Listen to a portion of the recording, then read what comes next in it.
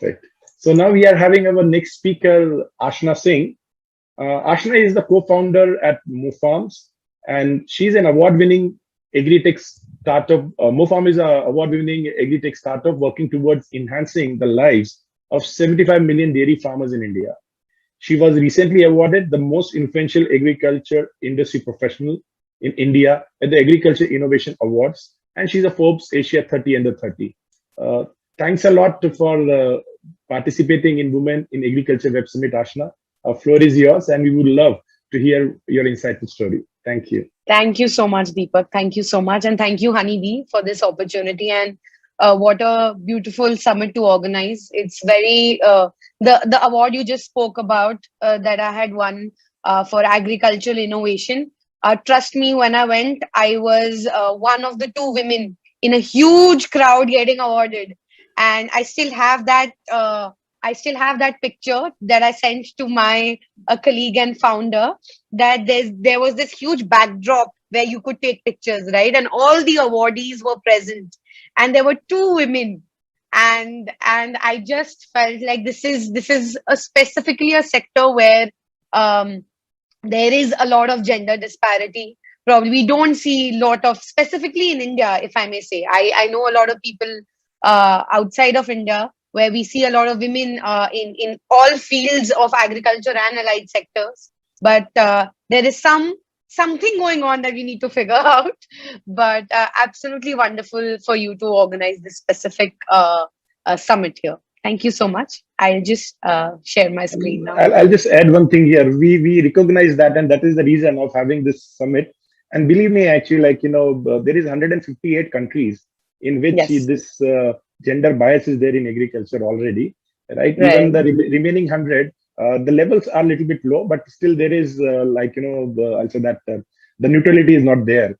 So we It's all are probably this is probably coming from ground, and I'll just talk about it in my presentation as well. perfect. Floor is yours. Take care. Yeah. Thank you, Deepak.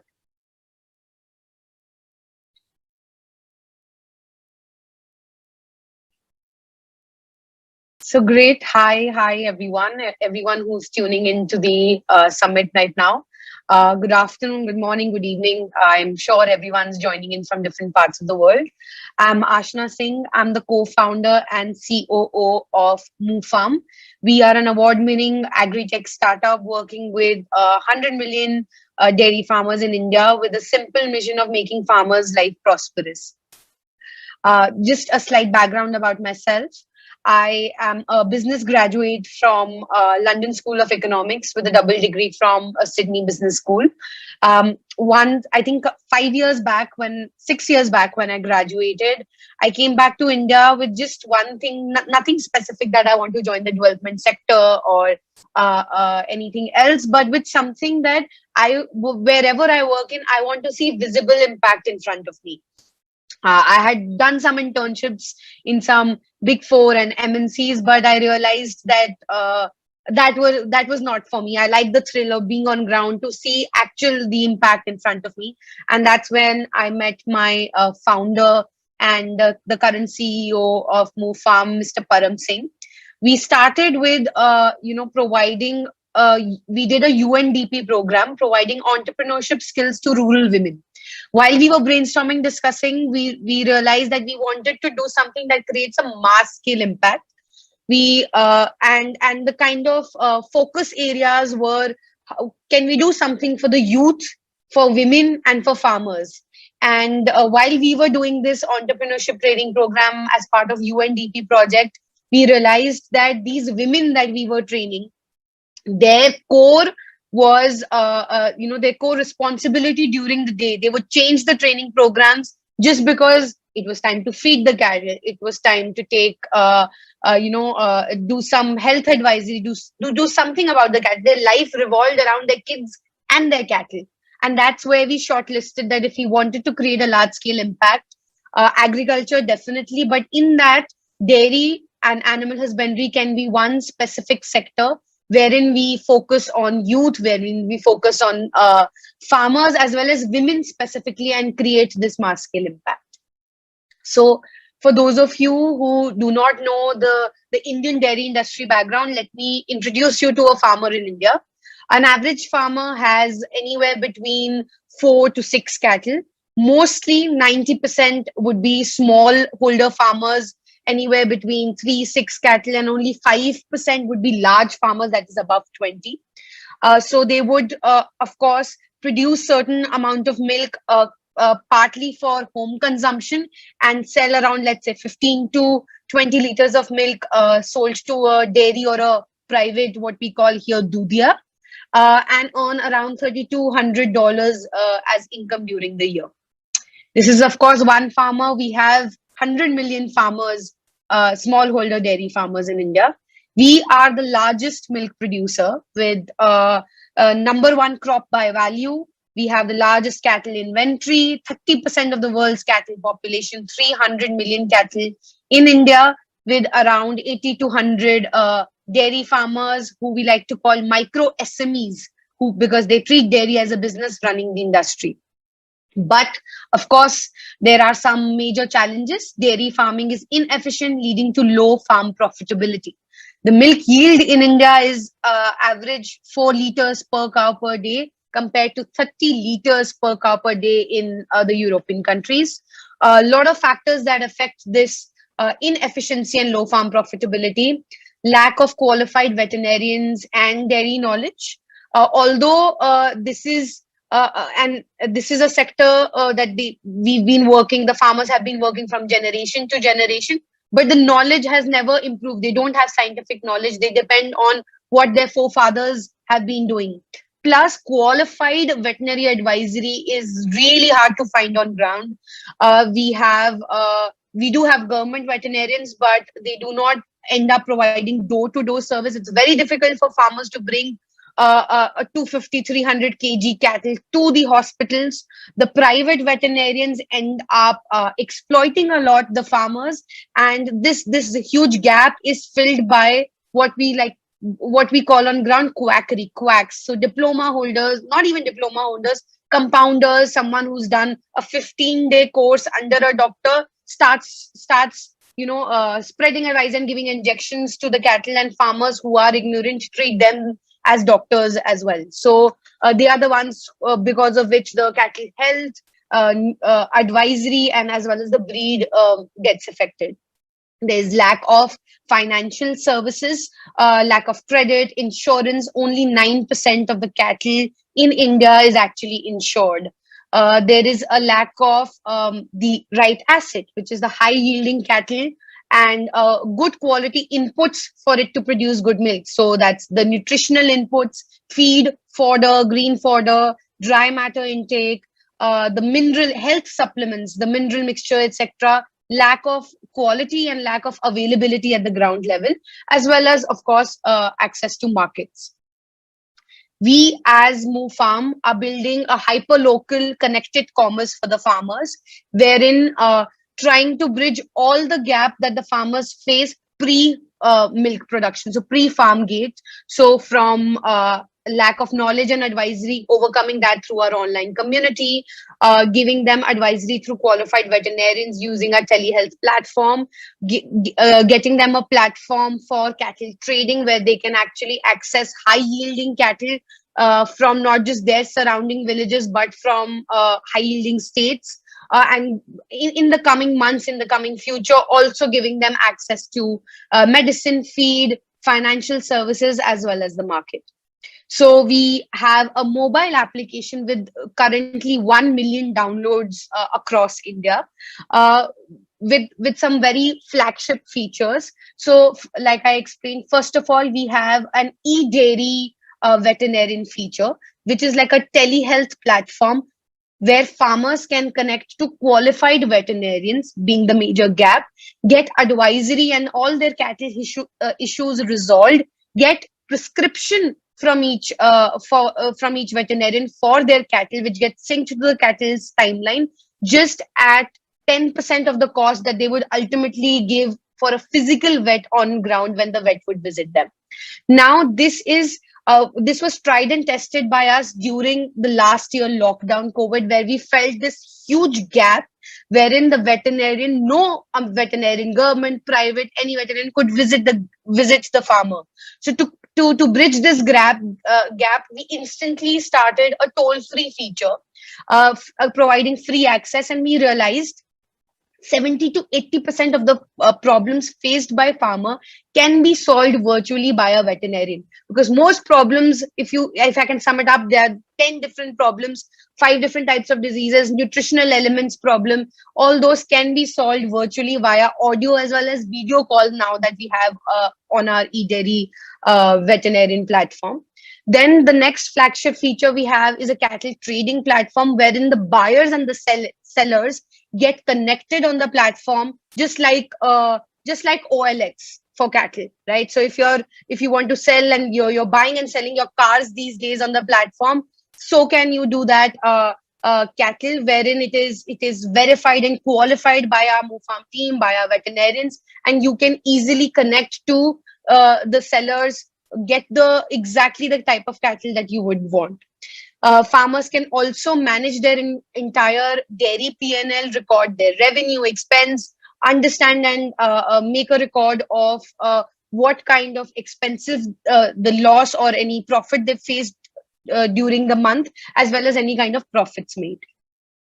We have some other features like our community platform, wherein we provide a lot of knowledge advisory. So from health advisory, nutritional information about loan subsidies, as well as a lot of peer-to-peer connect and advisory, which became a major hit during the COVID, where COVID lockdown last year, wherein the farmers were completely isolated and there was no informational exchange happening between the farmers. So basically trying to focus how the digital tools can completely change the dairy landscape, bringing in white technology revolution. So 50, 60 years back, we had white revolution where we had organized dairy coming in. But now we feel is the time to bring in white technology revolution, wherein farmers get smarter just by holding a device in the palm of their hands.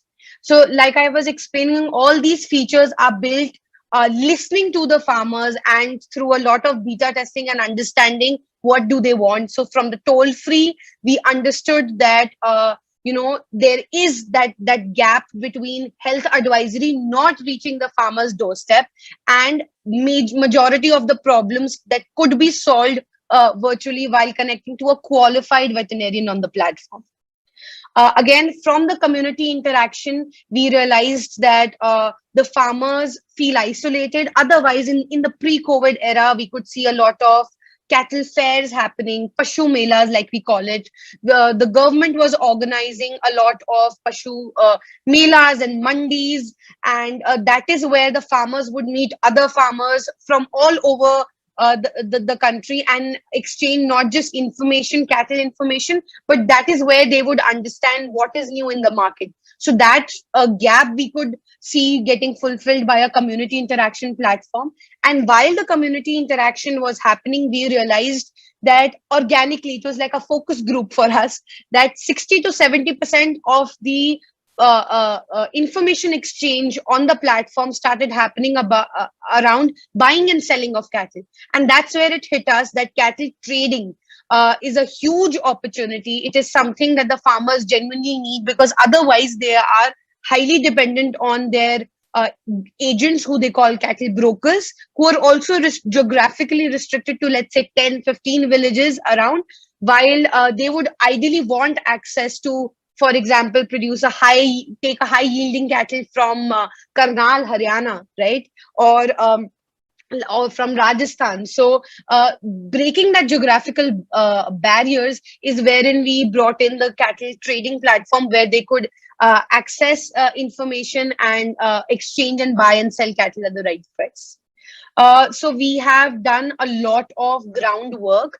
We very, very early during our stint in MoooFarm, we realized we realized that technology only amplifies certain gaps and needs. What you need specifically for the rural audience that we are focusing on is ground intervention as well, accelerated, supported by technology. So we wherever we are working deep, we have our village level entrepreneurs or ambassadors, or you can say community leaders, who who ensure that digital literacy gap is being bridged with these dairy farmers.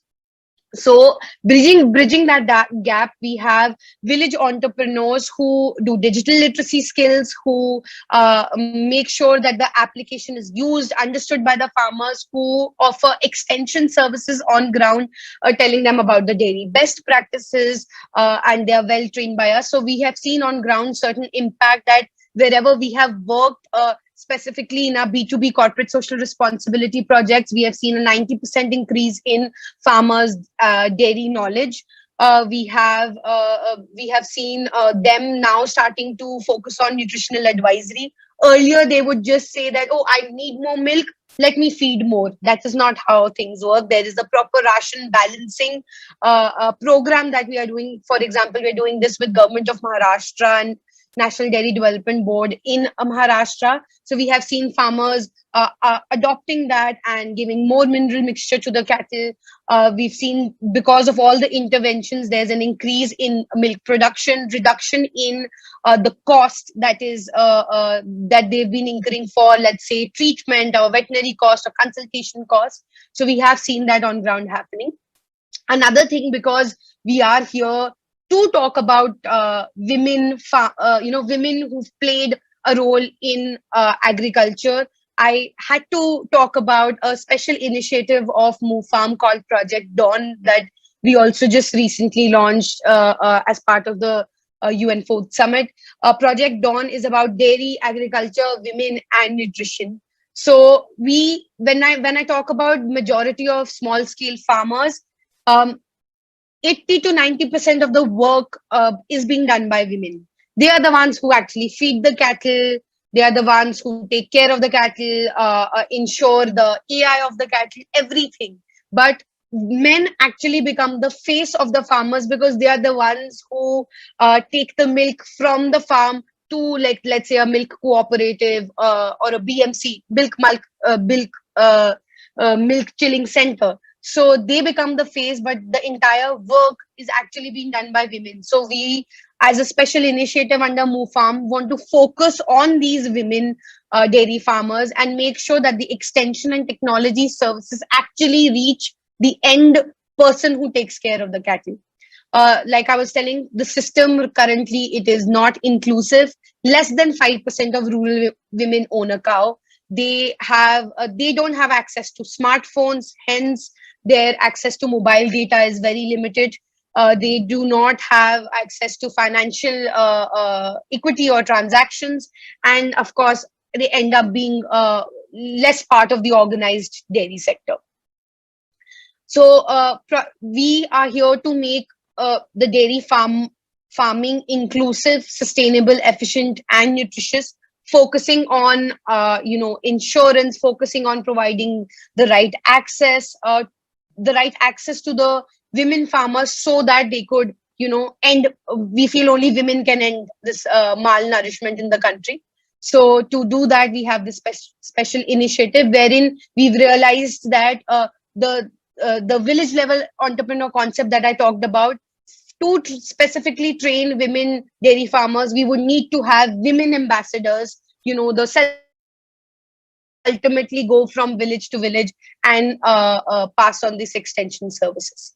So this was about MoooFarm. This is us. I am very honored to be sharing and managing the company with very capable co-founders, Param, Jitesh, and Abhijit. And we have, as part of MoooFarm, we have won multiple awards. We are part of the World Economic Forum.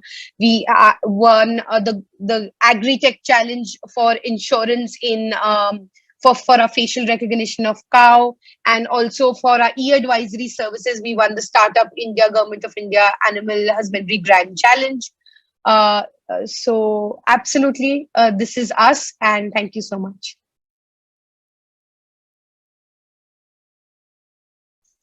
Wow, that is what I can say. Thank you, Deepak. Yeah, so actually, a couple of the logos, it put me a little bit of nostalgia. So I was also awarded by the World Economic Forum 2018 as a technology pioneer.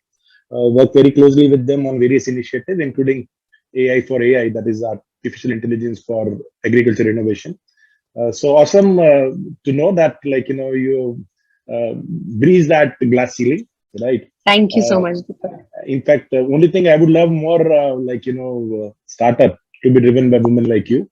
Now coming to, like, the some of the question which has been asked by, like, our audience, as well as like we receive from our social media handles. The first question is that the numbers.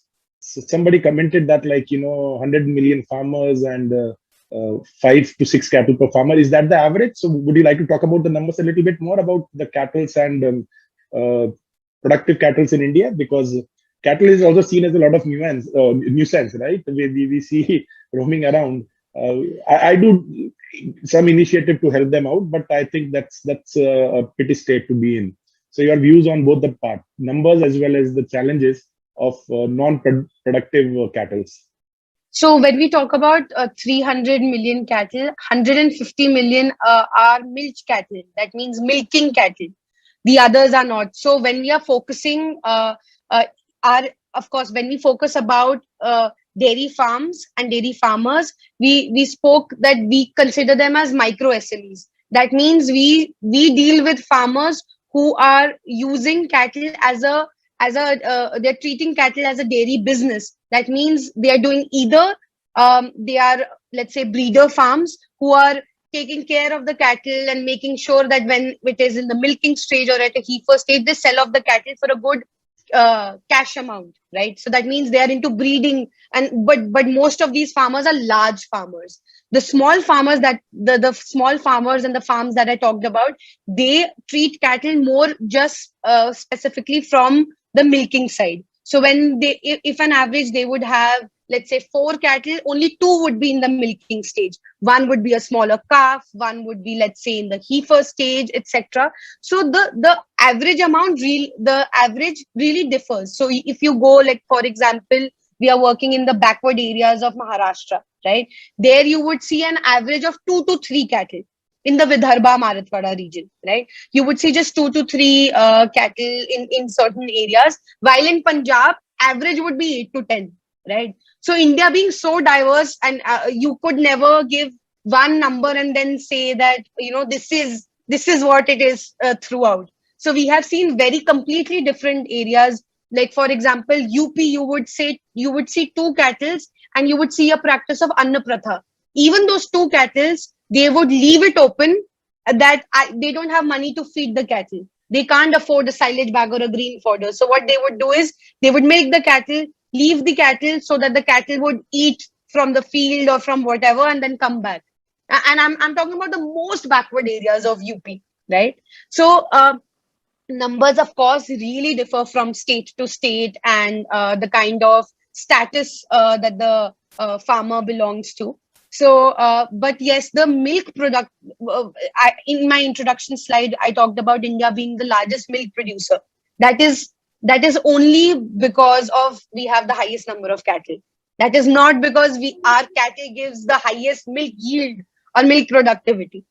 So that is, these numbers are very tricky, because they may show that, wow, 300 million cattle, and I know we pray cattle and everything, and largest milk producer, but ultimately it's just the numbers. It's because we have a high population of even cattle itself working in our favor, but the productivity is very extremely low.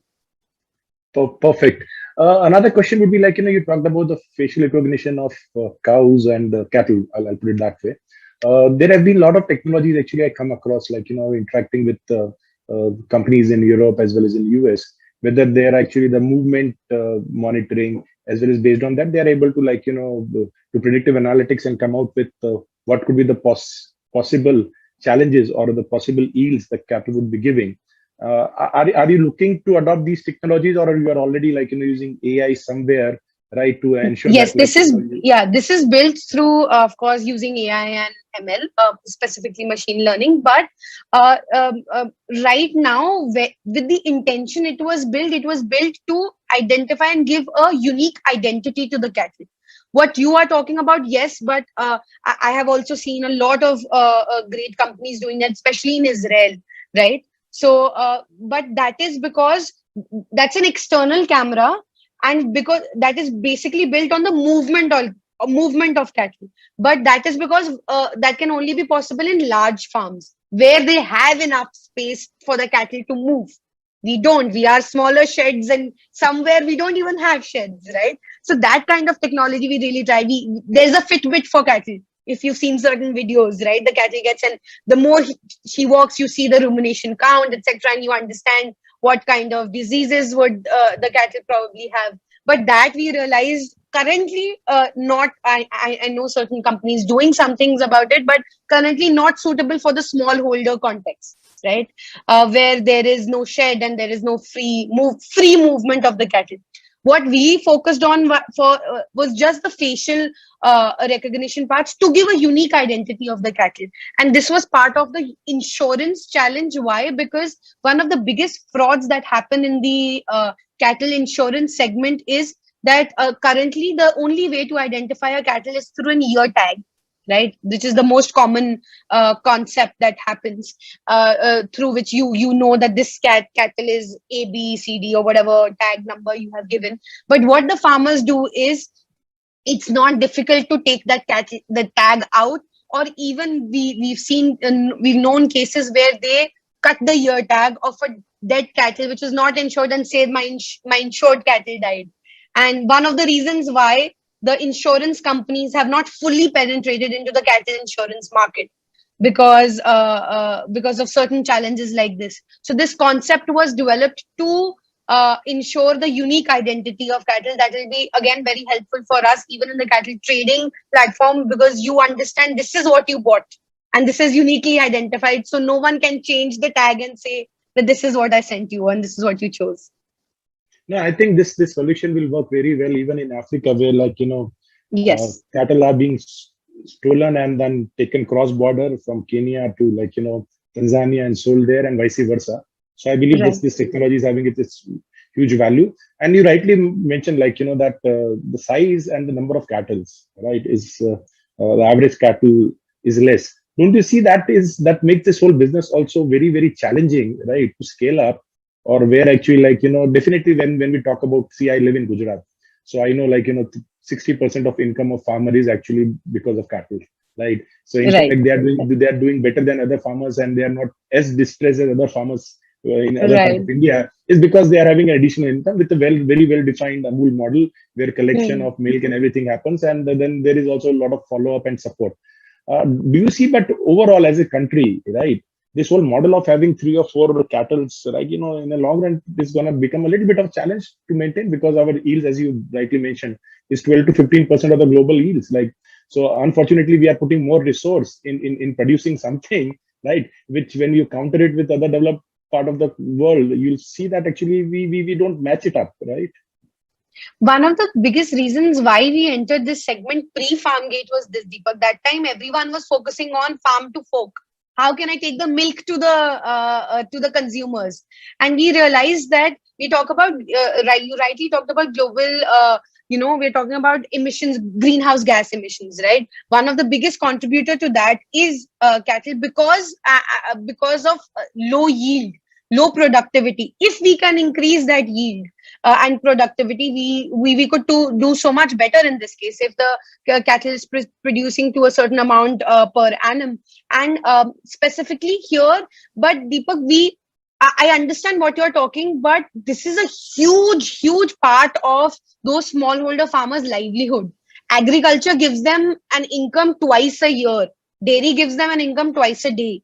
Right? This is it is actually a cash cow that we talk about. It is their cash, and that is where where we come in, and why we purposely focused on ground extension as well, was that to make the farmers realize that, see, as a company, I can't ensure a better price. I can't ensure that they get 35 rupees per liter or 40 rupees per liter. That is the market forces. But what we can help is, for that 35 rupees, if your yield is more, if your quality fat percentage is more, you get better amount. If your cost is reduced, that is where we focus on, why health advisory cost, that we want to increase their profit. Now the profit can be increased, either we increase their top line or we reduce their bottom line. if we are straight talking business, right? And that is where we come in. Okay, let us help you reduce your bottom line so that your disposable income, your profit actually increases, because there is no other way to actually sustain the smallholder dairy farmers, and using a more cash first approach. So dairy is a cash first approach, and we need to promote that. No, I'm fully with you. Like, we need to promote it more. Only thing what I was trying to mention is that actually we'll have to get into model where we are able to increase yields, and let's do Yes, whatever is required, right? If we need to have more veterinarians, we need to do that. If we need to have more skill being given to the farmers, let's do that. If we need to have more centers closer to rural area for collection of milk or chillers required, let's do that, because end of the day, like, in the long run, we'll be not doing justice to our farmers who love their cattle, absolutely. right? Who pray them, who do so many things for them, but end of the day, they are still not able to, like, get right value for having that cattle. Now that brings you to the Absolutely. last question. Like, do you also see a lot of overkill of technology in this sector? Because I was approached by one corporation, they wanted their milk packets to have blockchain-based barcodes, right? And Mm-hmm. I said, come on, like, give me a break. So I'm getting a lot of sometimes, like, these pitches of, like, from all across the world, and, like, sometimes I started believing, like, we really want to create a sci-fi out of it, and then there is so much of confusion, right? On A2s and traceability of A2 milk and all those things. You being practitioner in this area, are you seeing that actually sometimes, like, there is overkill or talk about the technology as well, or you believe that's okay? No, I don't think that it's an overkill, but I truly believe that only technology can never solve. Right. So this we realized very early on, that the kind of audience that you're dealing with, only technology can never be sustainable. Right. This can never be penetrated fully and acceptable and adopted fully by the audience that you're dealing with. So you will have to supplement this by ground efforts. You need to be on ground. You can't just be in your AC office and talk about technology and say that we are a social company and we want to make a change on ground. If you want to make a change on ground, you better be on ground, right? So that is where I truly believe that technology is definitely required.